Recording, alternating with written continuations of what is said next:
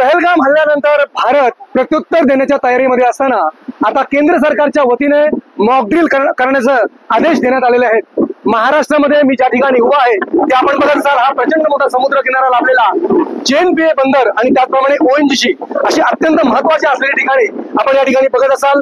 या ठिकाणामधून कोणत्याही वेळेला ज्यावेळेस दुश्मनावर हल्ला होईल तेव्हा प्रतिहल्ला हवाई मार्गे किंवा समुद्र मार्गे होण्याची दाट शक्यता वर्तवली जाते आणि त्याच अनुषंगाने मॉकड्रिलच्या माध्यमातून या ठिकाणांच्या सुरक्षा रक्षकांनी त्याचप्रमाणे या ठिकाणांच्या सिव्हिल्सने नागरिकांनी कशा प्रकारे दक्षता घ्यावी, कशा प्रकारे या दुश्मनाला चोख प्रत्युत्तर करावं यासाठी या मॉकड्रिलचं आयोजन करण्यात आलेलं आहे। आणि याच ठिकाणी आता उद्या हे मॉकड्रिल होणार आहे। त्यामुळे भारत नक्की काय सूचित करतोय, आपण दुश्मनाला काय नक्की सूचित करतोय हे पाहणं महत्वाचं असेल। मात्र या मॉकड्रिलकडेही संपूर्ण देशाचं लक्ष लागून राहिलंय। प्रमोद पाटील, न्यूज 18 लोकमत, उरण।